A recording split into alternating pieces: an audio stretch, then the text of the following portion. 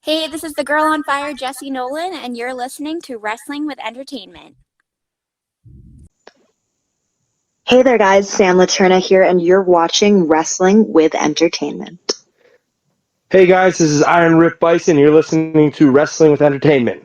With entertainment, bringing you the latest exclusive breaking news, previewing and reviewing the latest shows from WWE, AEW, New Japan, and everything in between every Saturday, and interviewing all your favorite wrestlers every Wednesday on YouTube and Castbox, sponsored by Rogue Energy and Player One Coffee. I am, of course, your host, James J., alongside Kaliko Yacht, who is not here today, but who is here, Scooter Dust. I'm a kleptomaniac, but when it gets bad, I take something for it. And it's a great day for wrestling, because we are wrestling with on Rip Byson. Hey guys, what's up? Well, good. How are you?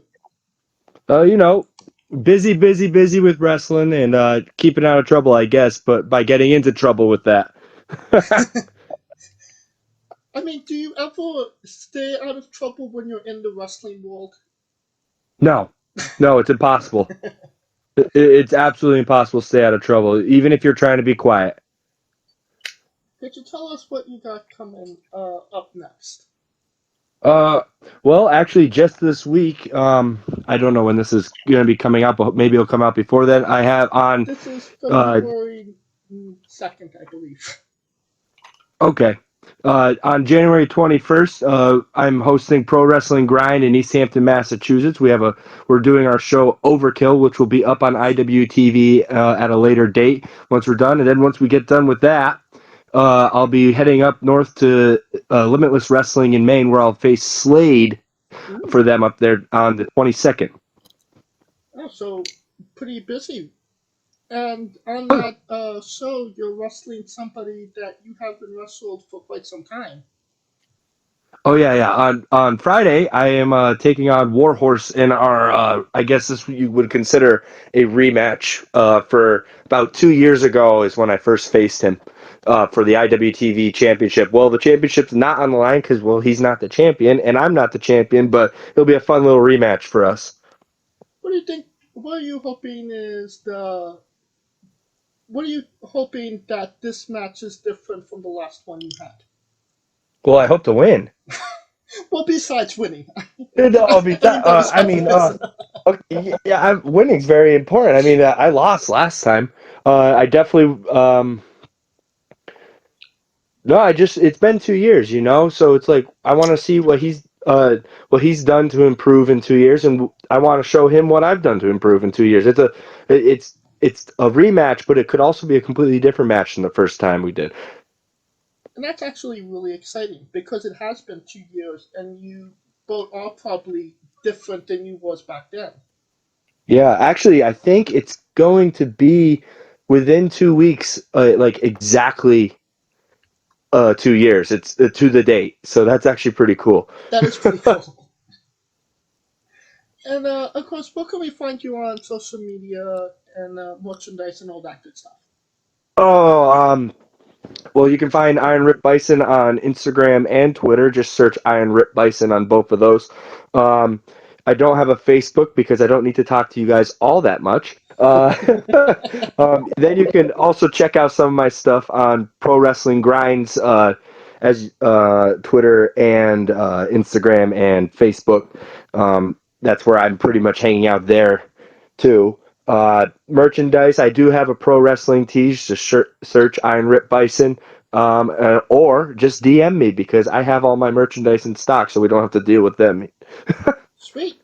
And of course, you don't even have to type that into your Google machine. All the links will be in the description of the video below, both on YouTube and Castbox. Scooter, you have a question. Yes, let's talk about something recent. You mentioned just a few days ago in a tweet you were getting bullied into a scaffold match by your mom against Bobby Orlando. Oh no! It wasn't my mom. He is my mom, and Yeah, no, my mom doesn't even know what a scaffold match is. But no. I get reminders about. Let's see, every few weeks I get a reminder from Bobby Orlando that he is in dire need of being a part of a scaffold match, and he knows that I do have the book at Pro Wrestling Grind, so he thinks I'm the closest chance for it to actually happening, and I'm crazy enough to book something like that. So yeah, who knows? We might see that down the line if we see a scaffold match happen at Pro Wrestling Grind.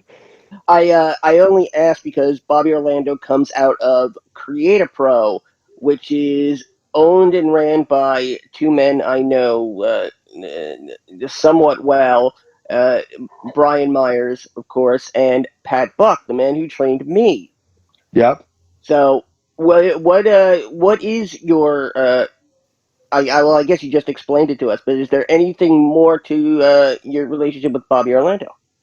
Oh no, I just know Bobby Orlando for years now. We always end up on shows together and stuff. And I booked at our November show for I booked the Shook Crew here against main event up at Pro Wrestling Grind. So I like Bobby Orlando. I like the Shook Crew in general. Bryce Donovan and stuff, and I think they're a great tag team. And that's pretty much my relationship. I actually never stepped in the ring with Bobby.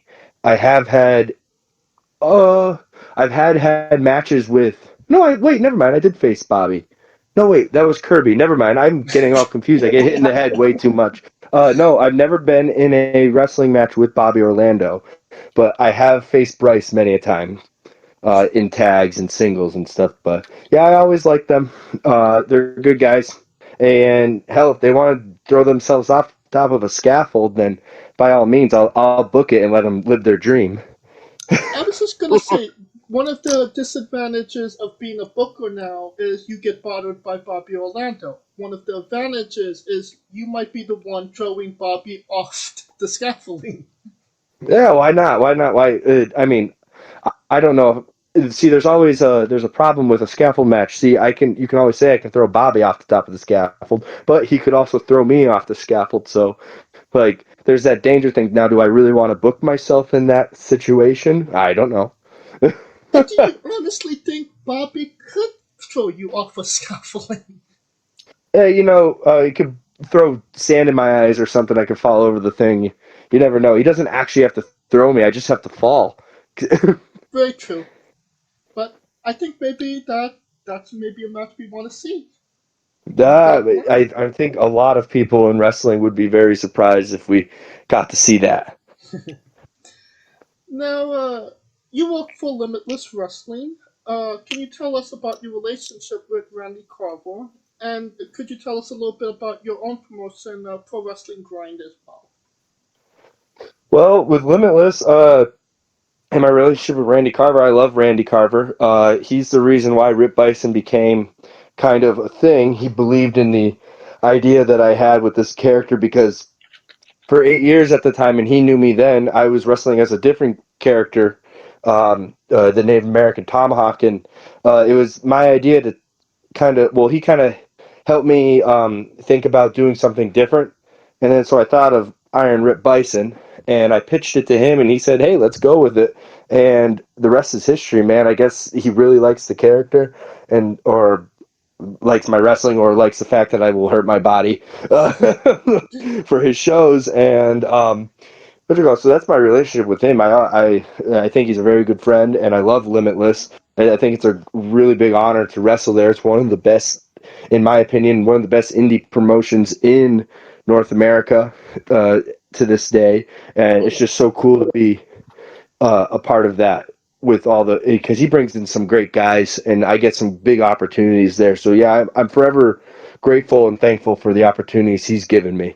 Now on the backside of that, Pro Wrestling Grind is myself and Delmi XO started it in October of last year.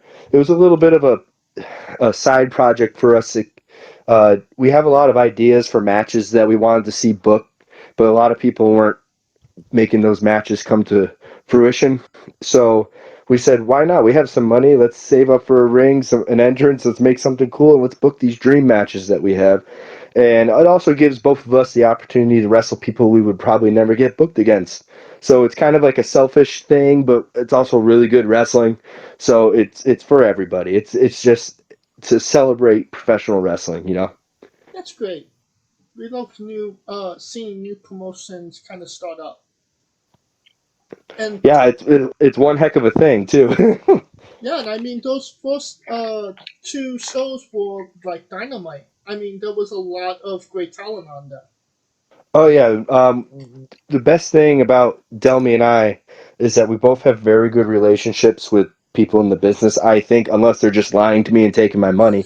No, but no, we have a pretty good relationship with workers and stuff. So we have a really wide reach. Because I mean, Delmy's been all over the world, and I've done my fair share of traveling and going to Canada and all the way down south and trying to go a little bit more Midwest. That we know a lot of people, and there's a lot of good wrestlers out there, and you just need to figure out a space for them to get them in here. And I think that's what our main goal is to do. We're just showcasing all the good wrestlers from the country, or we're trying to. All right. And Scooter, you have a question. Now, in going over your wide span of matches, there is a frequent match that pops up more than any, and I think you might be uh, the guest on Wrestling with Entertainment who has been in more battle royals than any of our previous guests combined. So, if you remember all the battle royals or Royal Rumbles that you've been in, which one was your favorite? Oh man, I think I do at least 2 or 3 battle royals a year with against my will most of the time. But what's it recall? Oh, there was one battle royal, and it's my favorite one that myself and Perry Von Vicious found ourselves in the battle royal at the same time, and we decided that we were going to do a test of strength Roman knuckle lock, and we ended up eliminating ourselves with that knuckle lock, and we kept the lock all the way to the back. So we fought all the way to the back with this knuckle lock, and so we're eliminated, and the match finishes, and then 2 matches go by, and we come walking out through the curtain in the middle of another match, still in the knuckle lock, and we did it. We did it the entire show. We did it without telling the promoter we were going to do it. Uh, so yeah, we came out like halfway through the show, and then we came out during the main event, and that was it. But yeah, we kept that knuckle lock the entire show. That's awesome. Yes. Yeah, that's probably my most memorable battle royal moment. The other battle royals are basically all the same. Go out there, toss some guys around, bash them on their heads and stuff.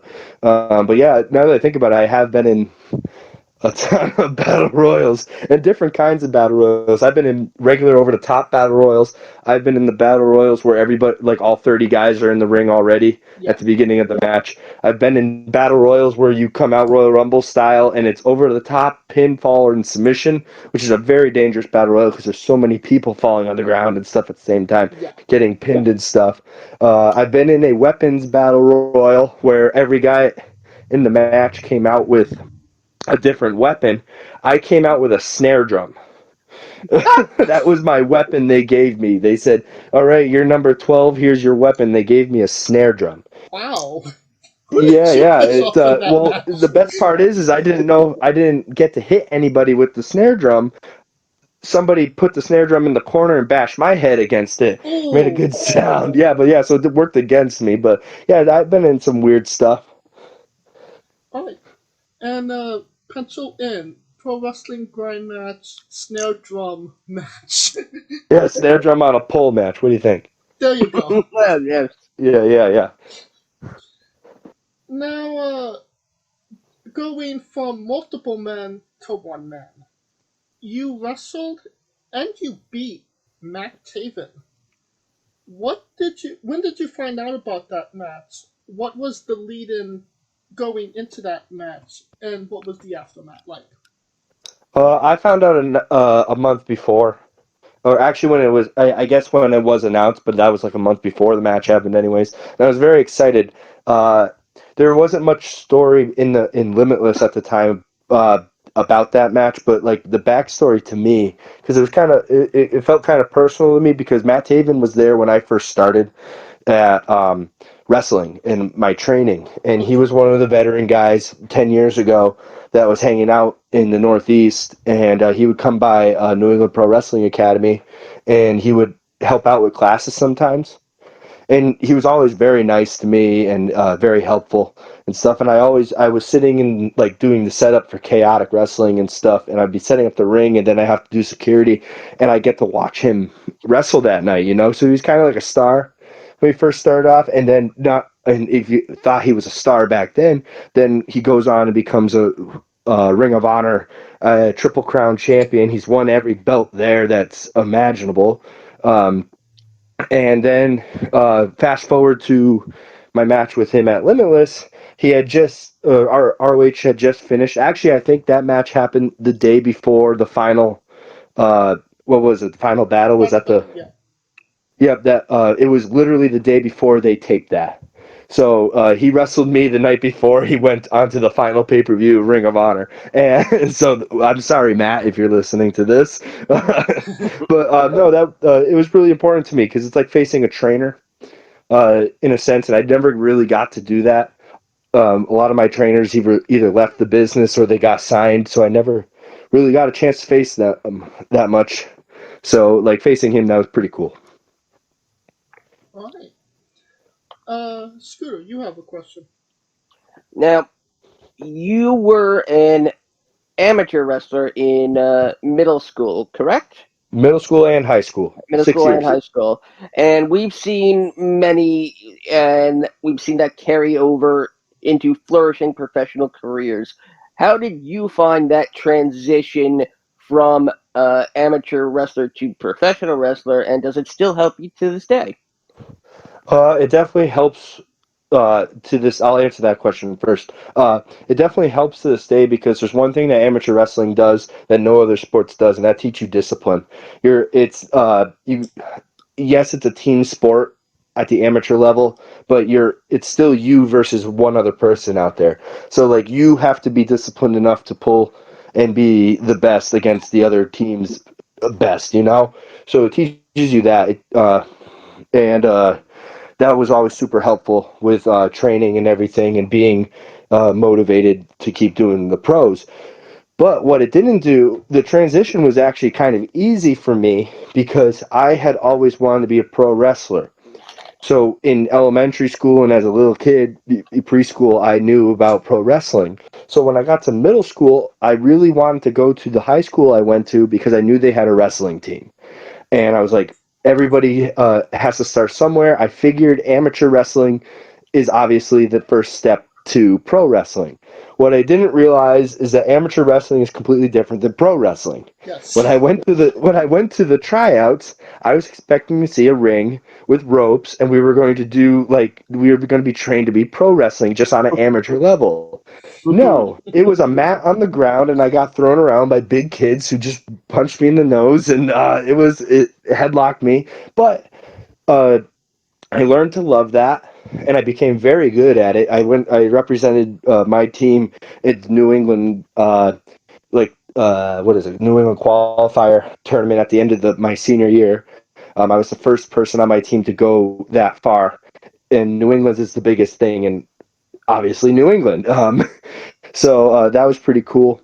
So I had a very accomplished amateur career. So I was able to go, and right out of high school, I went right into pro wrestling training, and here we are. You know, it always helped me. I always had really good cardio because of wrestling. I knew how to use my body weight already, and it was pretty good carryover. It didn't teach me how to do hurricanranas or drop kicks, but Yeah. it did teach me how to. It did help with like suplexes and picking up people.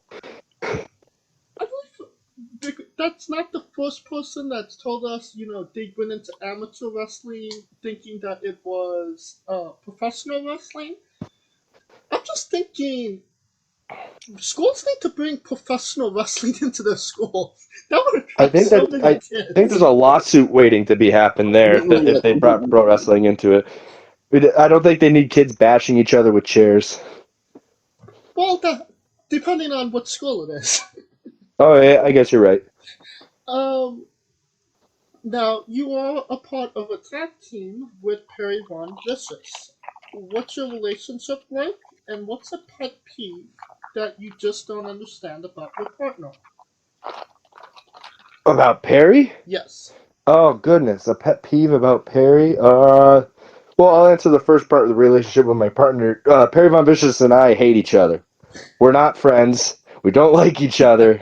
That's why our team name was MAD. MAD was an acronym for Mutually Assured Destruction, because we decided that we fought each other way too much on shows. That if we team each other, at least we get to fight somebody different. Yeah. And so that was our relationship in MAD. My pet peeve with Perry. Oh man, you know what? It's actually one that he still has to this day. You can tell him a time to be somewhere, and he's always exactly a half hour late. Exactly. Exactly a half hour late every single time. So you have to tell him to be there a half hour earlier than what you need to do, and he'll get there on time. That's awesome. That's good if we ever want to interview him. I think he's better with interviews because he doesn't have to leave his house. Okay. So it's not about being it's leaving the house. That's the. Yeah. If we have to go somewhere, he's always late. Unless I go and pick him up, and then he's still late coming out of his house to get into my car. So, yeah. Scooter, you have a question. Yes, let's bring a little more levity into this. Now, you are an avid barbecue fan from what I've discovered. So, simple question: Kansas City or Memphis? You know what? I can't. It depends. Mm. I do like Memphis a little bit more because I like sweet barbecue, and it's a little bit, to me, it's a little sweeter, but I do like Kansas, and like, I love Texas barbecue. That is so good. I remember when I was getting booked down in Texas, it was really only just to go to the barbecue places. It really wasn't to wrestle. I mean, wrestling was on the thing to do, but it was to go check out the barbecue there. I've only really though, I've never been to Memphis or Kansas, in that Memphis, Tennessee, and Kansas for that matter. So I've never had real Memphis or real Kansas. It's just whatever they got for the bottled sauce up here that I throw on my own way of cooking. But I would like to say that I'm an amateur barbecuer. I'm pretty good at it. It's probably the only thing I can do right in the kitchen. So, yeah, I've always thought that once I retire from pro wrestling, I'll be like the Japanese guys who open a steakhouse. We'll all open a barbecue joint. But you have to offer neon jackets of some type. Oh yeah. I'll of course I'll get those nice sports jackets that they used to have. Yeah, that would be good. Well, follow-up question. Barbecuing is kind of like an art. Are you doing coal or are you doing propane? I can do it all. The one thing that I had a little bit of experience with is actually like smoking and stuff with wood. But I can do it with coal. I have a propane one here because it's just easy and quick, and I don't have with wrestling I don't have all days on weekends to deal with a tend to fire. But yeah, I can pretty much do it in any apparatus you need me to make barbecue with. It's pretty cool. But no, I mean, like, how do you perform? Because I know you kind of get some flavors from different methods of the flame. Oh yeah. I mean, like it's all about the wood, you know. Oh, which one do I prefer? Yeah. Oh, I prefer coal. I prefer coal or wood. Gas is just easy for like starting and keeping the temperature good, but I prefer the flavor of the wood and the coals. And because that's just the smokiness, and like there is you do tell the subtle differences between the woods and stuff. Yeah, that's real barbecuing. But like I said, that's for professional barbecuers who have so much time to do that, and I'm just a cheater. Any specific wood, like hickory, cherry wood? I like apple wood. I like maple too. That's a good one. What you call? I haven't actually. Oh no, I have used cherry for smoking before. That's pretty good. Yeah, I haven't. I can't say I've tried it all, but I have tried a few. Okay, let's go And into it, another subject because this is making me hungry. yeah, I know, right? I just ate, and I'm gonna eat some more. What is Kiju Big Battle and what's your involvement in it? Kiju Big Battle is they've been around forever. It's basically they set up a little cardboard city out of what you call it, boxes and stuff. They make these buildings and stuff, and you dress up as giant monsters like Godzilla and King Kong, but not Godzilla and King Kong. Like they For legal created their own reasons. monsters, obviously, because they don't want to get sued. And you get to wrestle in a fake, like a little cityscape in the middle of a wrestling ring. That's what Kaiju Big Battle is. And what's your involvement in that? Because I me used to and do it. Scooter have been going back and forward as to which one you actually are. I said the unicorn. I was okay. Well, if anyone from Kaiju Big Battle is listening to this, you're not supposed to tell what characters. So I will tell you which characters I trained. So Alright, good enough. I taught the Black Unicorn some Rip Bison moves, and he does them pretty well, almost as if he was Rip Bison. And I've also infamously been partnered with Hell Monkey, and he definitely does most of my moves as well, almost as good, if not better than me. So if you want to do some detective work, those two characters may or may not be me. I think we can infer. Yeah, put the one and one together there. That's just awesome. If I'm being honest. Yeah, No, that's just playing like a kid in your house when you were a little kid and you act like Godzilla. It's mashing Matchbox cars and stuff. Like that was just doing it as an adult. It was pretty awesome. And they're based right out of my backyard here in New York City. Yeah, well, I mean, they have warehouses everywhere too. Yes, but was it the Gordon brothers? Oh God, I can't remember the owner, but they have an upcoming show, I believe, in Brooklyn. Yeah, Brooklyn was a common place where they used to run. I'm not really part of it. It's been a couple of years since I've been part of it. But yeah, though I know they used to do Brooklyn a lot. Alright. Now, Scooter, you have a question. Don't forget the Burger King question. I will Burger King your face, James.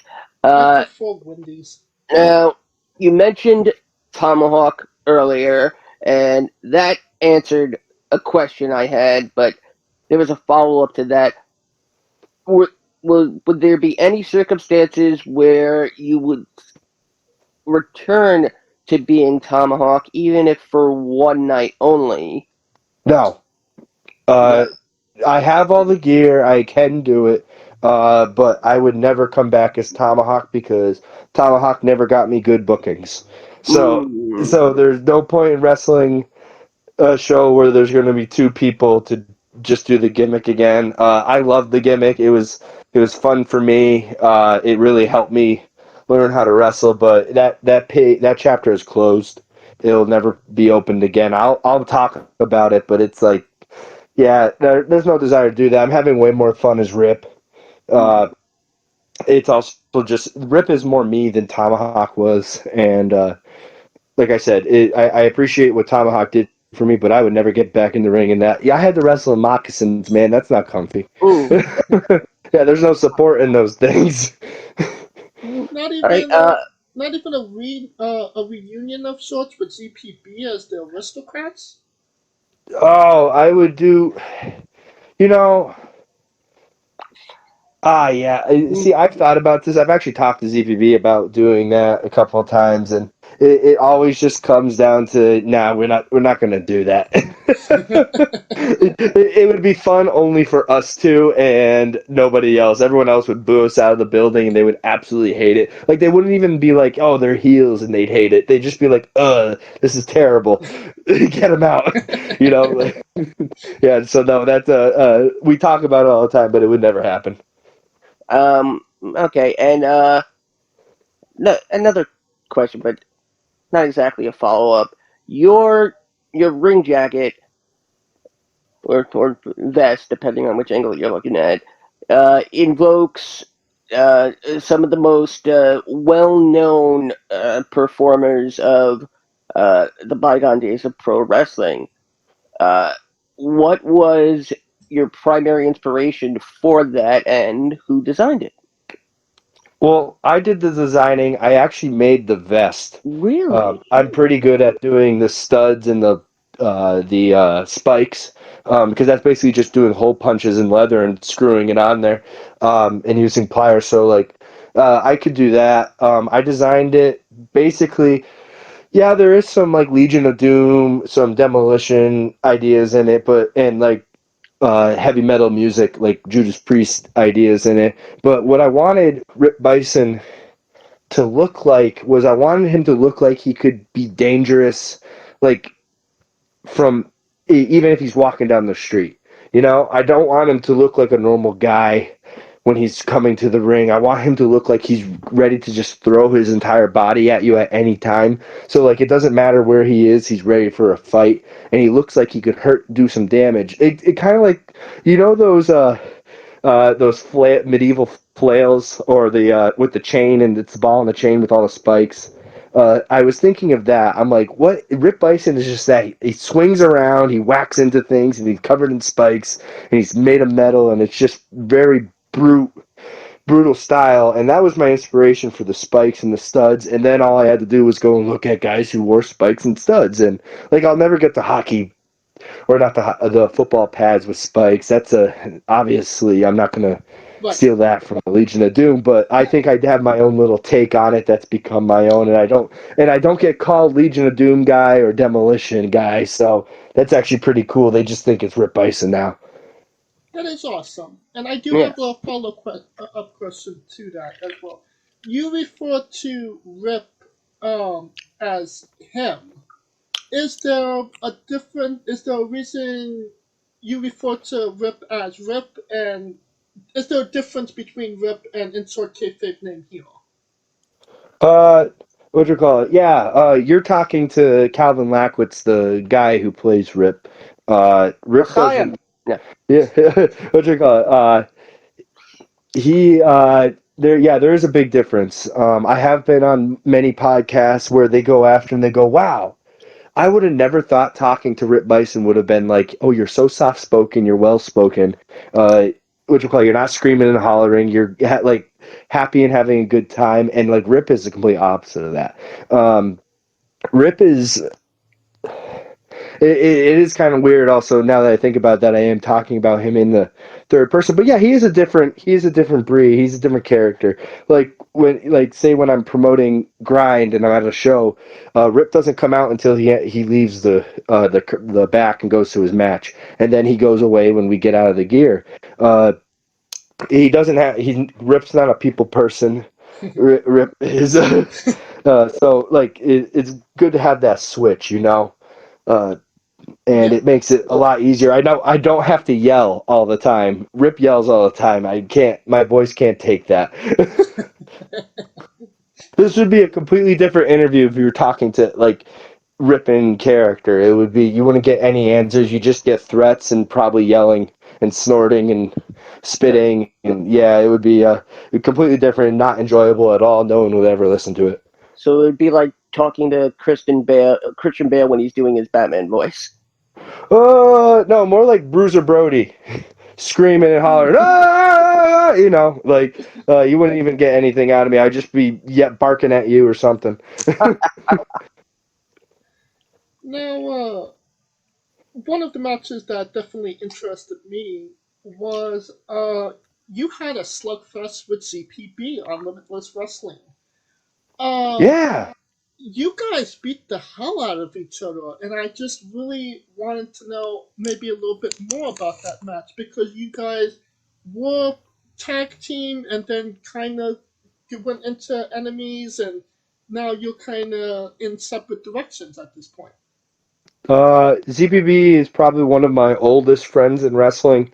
So the term of good friends, better enemies is absolutely true with us. You always hit your friends a little bit harder Thank you for using than that people. term. Yeah, yeah, yeah. You always hit your friends a little bit harder, and well, that match, what you recall, we just it was the first time we'd wrestled. He was doing a different gimmick. I was doing Rip at the time, and we've never had our characters face each other, and so that's just like what we decided to do. We decided to go out there and brutalize each other. Yeah, that was probably one of the hardest matches I've ever done. He hits hard, and I hit him hard, and that was tough. All right. Scooter, you have a question. Yes. Can you recommend us a good tequila? Oh, okay, yeah, I can do that definitely. Um, I always think that always go for silver. Because golds are hit or miss. Have to get really expensive if you want a good gold. But the one that I'm really stuck on is literally the Rocks tequila. It's Yeah. probably the best tequila I've ever had. And that's beating some of the like Patrons and stuff out there, like really expensive stuff. The Rocks is for the price you get, it's so worth it. It's actually almost too good of a price for I think the quality of tequila. I drink about a bottle of that a week. It's probably not a good habit, but if it wasn't so good, then maybe I wouldn't drink so much. Well, here, just going over from my other co-host Kaliko Yachts, he loves the Rocks tequila, and he likes Snoop Dogg's tequila.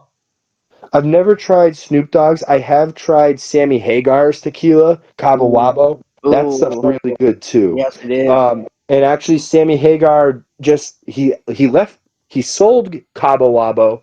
He is now doing another one. It's called El Santo. That's with Guy Fieri. So it's a Sammy Hagar and Guy Fieri collab. And I've had all three of their types, and that's very good tequila too. It's a little more expensive than the Rocks, so I don't buy it all the time. The Rocks is definitely you got 35, $40. It's good. The Sammy Hagar stuff's like 50 something, 60 depending on where you go. But it's still good. And a number of years ago, I went to Mexico, and I went to the actual Cabo Wabo club, Yeah, yeah, and that I believe it stems from. And oh man, that's some smooth tequila. Ooh. yeah. No, that's good stuff. All right. Now I do a lot of deep diving when it comes to researching. True or false? You named the DVN your life? No, Oh, I think she named that. Uh, Yeah, I don't really know the story behind why that got named. I think I was there for when it was named, but I didn't have any part in that. I'm not creative with names of moves and stuff. I just take the names that they were already given.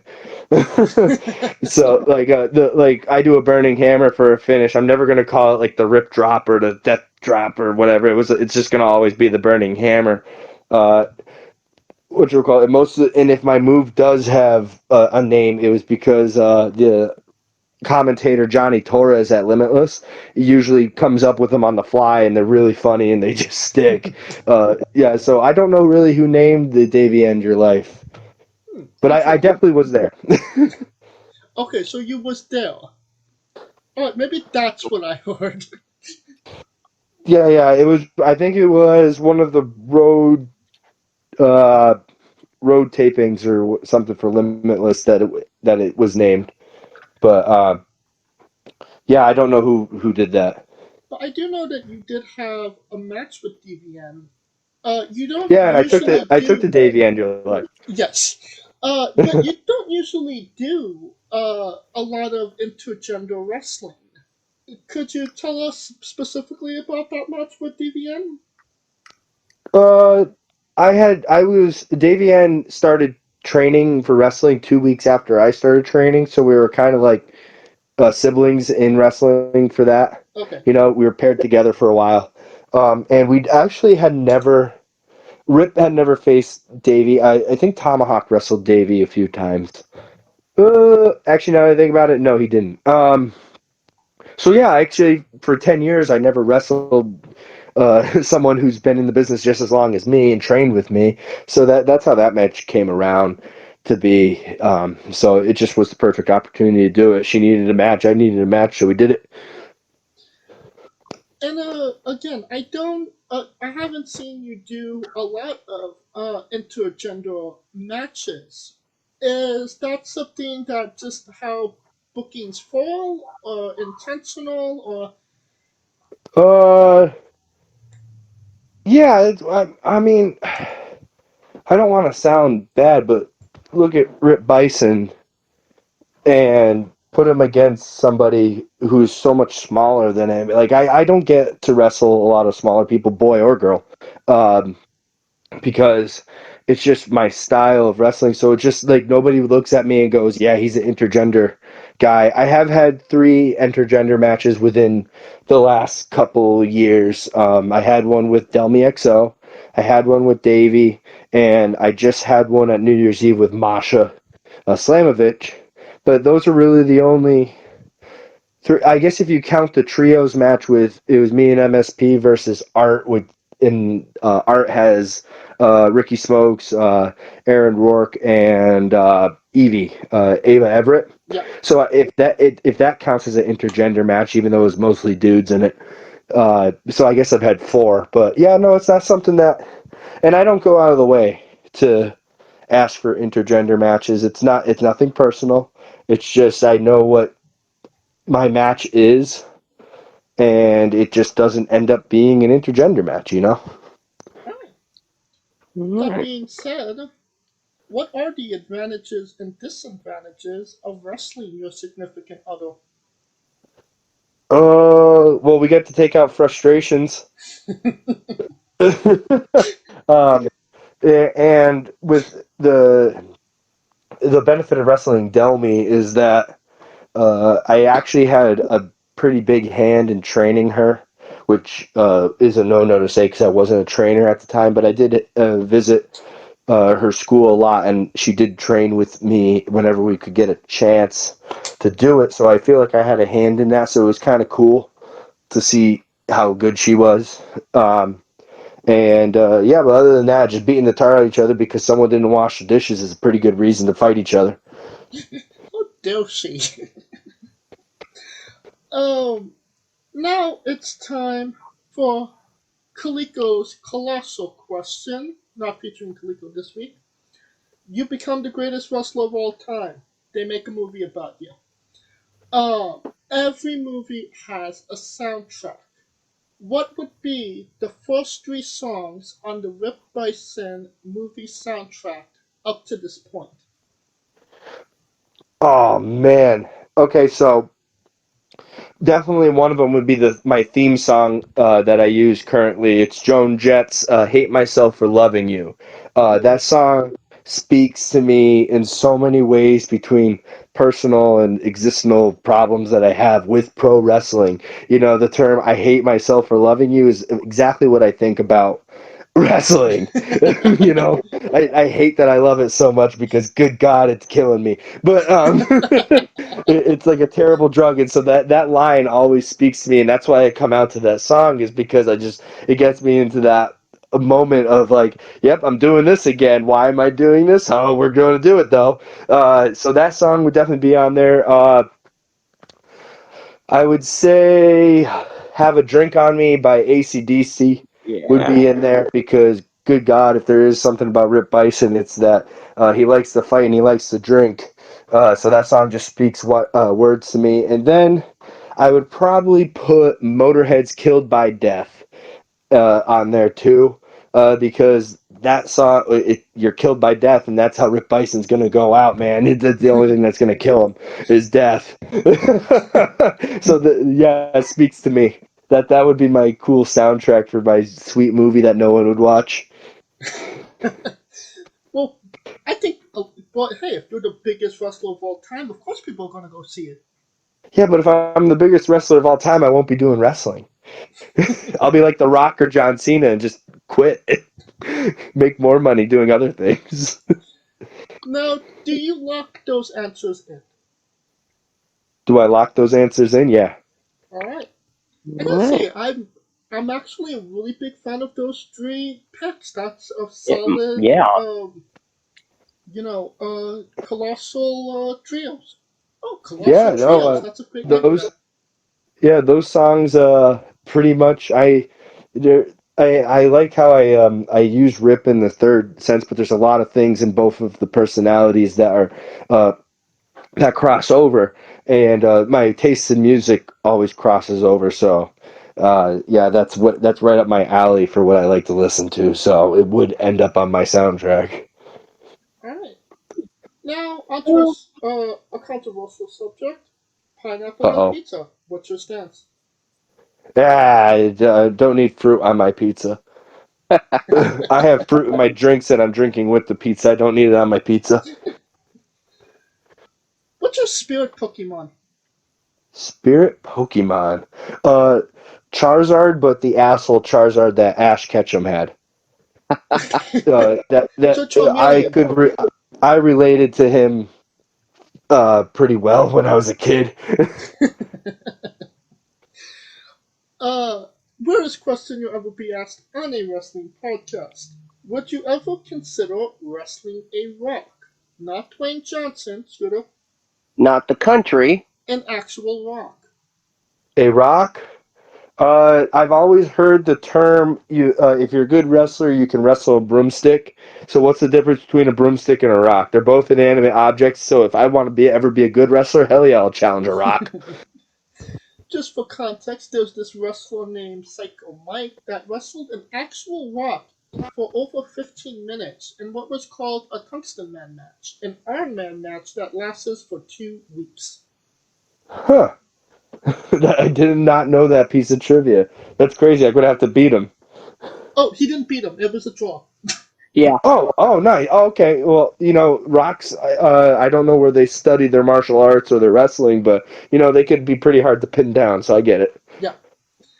Uh, we love Tracy Smothers on the show. Do you know the acronym for Doug? THUG. Oh God. I used to know it. I don't know it now. Scooter, do you wanna? T is for terrible. H is for hate. Hell. U. Oh, I thought it was hate. It was hell. Hell. I always thought it was hell, but then, oh well. U is for ugly, and G is for jail, cause a thug can't spell. Yeah, I love Tracy Smothers. We love him. Yeah, he was great. He was great. Have you had interactions with Tracy? No, but I know a bunch of people who did, and it just sounds like I would have gotten so well along with him that it's a pity that I didn't get to meet him. It's funny because I've actually I'm pretty cool with Nunzio whenever he was on shows, so it was or a little Guido, so it was like I was almost there, but not really. That's so funny. I have the same relationship with Tony, Mama Luke. Yeah, right. You never got to meet Tracy Smothers. Yeah. I feel like he would have been a cool guy to talk to and have a conversation with. Yeah, it sounded like it from all the stories I heard. It sounded like he liked everybody. So Oh yeah. Now, it's once again time for that segment. Rip Bison's Bizarre Adventure. You're a pro wrestler that goes up and down the road and weird, crazy, and bizarre things are bound to happen. Can you tell us a road story that fits that description? okay, can it be clean or can it involve rated R-ness? It could be rated R. We don't care. Okay. Because I got one that has a bunch of drugs involved in it, and Sure. it's one of my favorite stories of all time. And no, I happened to be the driver, and none of the drugs were mine. Anyways, that's how I'll preface this story. That's the That's what they disclaimer. all say. That's what they all say. Now, Yeah, no, it wasn't mine. I only drink. I only drink, swear up and down. I don't do anything else. I drink, but no, this was, it was our first trip, or my first trip ever going up to, Canada. And, so we're going on up there. Me and, ZPB are meeting up with a dude in Boston, Tim Lennox. I don't know if you ever heard of him, but, what do you call it? So anyway, so it's me, ZB, Tim Lennox, leaving from Boston. We have to go to Maine first and pick up Jason Rumble. Now, on our way up there, when we get to Maine, we realize that we still have 8 hours before we get to Rumble's house in the border. So we stop by a convenience store and we pick up some booze. And so the three of us are drinking and driving all the way up the 95 to to Rumble's homestead, and we pull up there, and we were pretty sauced at that point. And Rumble comes out, and he's like, "What the fuck are you guys doing? Jesus Christ, you're drinking and driving. We have to go to the border. It's 10 minutes away." And we're like, we got," and we only had like 2 6-packs left, and we're like, "Yeah, we can finish these 2 6-packs before we get to the border." And so we get to the border, we empty all the empties out, and we're Rumble sitting in the back seat, and so we pull up to the thing, and Rumble's like, "All right, they're going to ask you some questions, do some talking. Don't mention that I'm a felon for selling weed." And it was like 20 years ago that he got caught doing it. But anyways, it's still on his record at the border. So I go, "Okay, cool. I'll just do the talking. Easy peasy. They won't ask any questions because I won't be suspicious." So as soon as I hand the passports over, Rumble sticks his big nose from the back seat and starts screaming at the border guard. I went to jail for selling weed. I didn't mean to let us across the border. I've been going across the border for 20 years, blah, blah, blah, blah, blah." And so the security guard, who literally was just going to talk to me, is now getting yelled at by this asshole. And he tells us to pull into the checkpoint, and we get out of the car, and they're like, "Okay, we're gonna have to search your car for stuff." And so after a whole bunch of things, Rumble is like, "Don't tell them we have merchandise. Don't tell them we have our wrestling merchandise. They're gonna tax us." Well, the security guy opens the back of my SUV, which was like a barn door type thing at the time, and a box of Tim Lennox's merch and t-shirts hits the dude right in the face and spills all over the ground.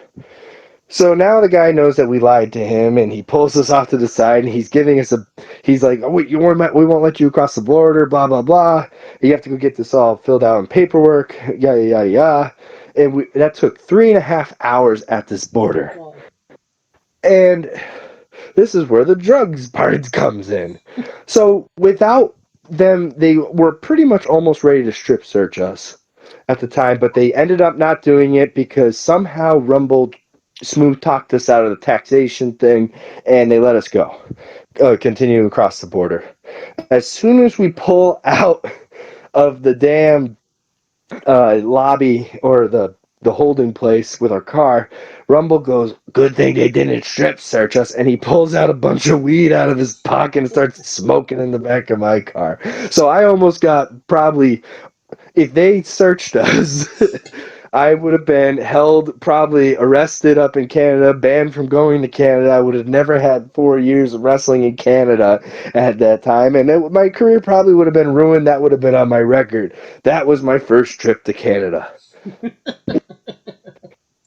Sounds like a very interesting first time to Canada. Oh yeah, that wasn't even the whole story, but that was definitely the first part. Oh, okay. Yeah, we won't talk about the rest of that story. Well, Yeah, it was a hell of a trip. well, we could definitely bring it back on and get part 2, and maybe Oh, possibly yeah, a yeah, 3 if there is one. Oh yeah, there's a part 2, definitely. No, not really a 3, but yeah, part 2. Okay. On a more serious note, where do you see yourself in 5 years? Going to Japan. I want to wrestle in Japan. I also see Pro Wrestling Grind taking off. Um, and hopefully it gets big enough to the point where I don't have to physically be at the shows for it to run pretty good. But that's my dream with that. Um, but yeah, I see myself as a professional wrestling in Japan all the time. Alright. What is a match people should go out of their way to see that best shows off what Rip Bison is all about? Uh, from the from Limitless Wrestling, it's either well, actually, there's one at Limitless and one at Pro Wrestling Grind. At Pro Wrestling Grind, go watch my recent match with Jay Freddy from our November show. You Better Run. That's one of my favorite matches I've ever had in my career. And then previously earlier in the year, I wrestled JD Drake at Limitless, and that was one of my favorite matches, probably top 5 in my career thus far. And yeah, both those matches, if you want to taste the Rip Bison, you go and watch those. Is the JD Drake match on YouTube? Yeah, it's on YouTube. Okay, I well, think it's on YouTube now. It might be on YouTube now. if it's on YouTube, the JD Drake match, we'll put that in the description of the video below, both on YouTube and Castbox. They can go watch it after this interview. Perfect. And the other matches on IWTV. yes. Yep. So, and you should definitely go watch that one as well if you got a subscription to that. And if you don't have a subscription, Pro Wrestling Grind has a promo code to save you some money at the for when you sign up. It's GRIND. Type that in. Well, there you go. Use promo code GRIND. Get a free little taste of Pro Wrestling Grind and all the other great content that Rip Bison's having on there. Now, we are nearing the conclusion of this interview, so we are wrestling with the 8 questions of doom. 8 questions of doom. No actual doom to be incurred. Okay. This is our speed round, our bonus round, the round where we see who you really are. Are you ready? Well, I'll try to answer these as truthfully and honestly and as quickly as I can. Excluding yourself, greatest wrestler of all time. Mick Foley. Worst wrestler of all time. Oh, good God. Famous or not famous? Anybody you want to say. Anybody I want to say? No, you know what? I'm gonna pass that one. Scooter, give him the default. The default answer is Eva Marie. Oh yeah, I guess she's not really a wrestler though. But anyways, yeah. Exactly. You're main eventing WrestleMania for the World Championship. Who is your opponent? Oh, Triple H. He has the best main events.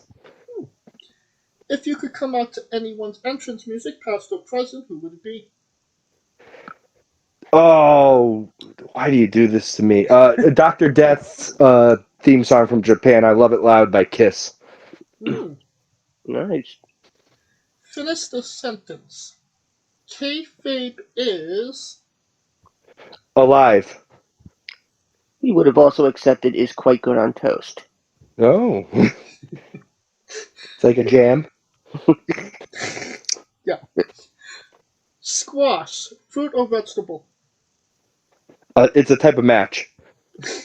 We will accept that answer. Yeah, no. New Japan wrestler Taichi, his ring gear gets smaller every year, revealing more of himself to the world. My question, what is the appropriate trunks to butt cheek ratio for ring gear? Well, if you have a nice butt, then show it off. That's what I say. But if you don't have a nice butt, you better wear some long pants, you know? So it's like, you have to take a look at the anatomy of the butt that is wearing it. And the last question, the main event, the thing everybody wants to know. Have you ever had a conversation with a stranger in a supermarket about Darby Allin? No. And that is the correct answer. Yeah.